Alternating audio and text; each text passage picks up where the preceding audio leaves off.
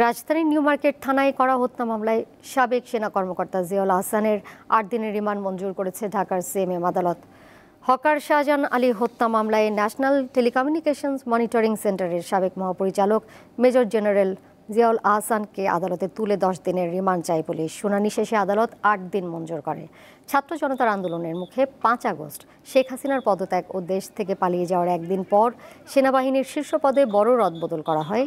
এর অংশ হিসেবে জিয়াউল আহসানকে চাকরি থেকে অব্যাহতি দেওয়া হয়। র্যাবের অতিরিক্ত মহাপরিচালক থাকা অবস্থায় তিনি বেশ আলোচনায় ছিলেন। নিউ মার্কেট থানার শাহজাহান হত্যা মামলার ৮/৭/২৪ নম্বর মামলায় তাকে আজকে প্রডিউস করে ১০ দিনের রিমান্ড চেয়েছিল প্রসিকিউশন। সেখানে বিজ্ঞ আদালত তার পক্ষে একজন আইনজীবী, তার আপন বোন ছিলেন আজকে আদালতে। যেহেতু বোন, সে তো আসতে হবে, আসতে হয়, সেজন্য উনি এসেছিলেন। উনি বক্তব্য রেখেছেন। আদালত উভয় বক্তব্য শুনানি অন্তে ৮ দিনের রিমান্ড মঞ্জুর করেছেন।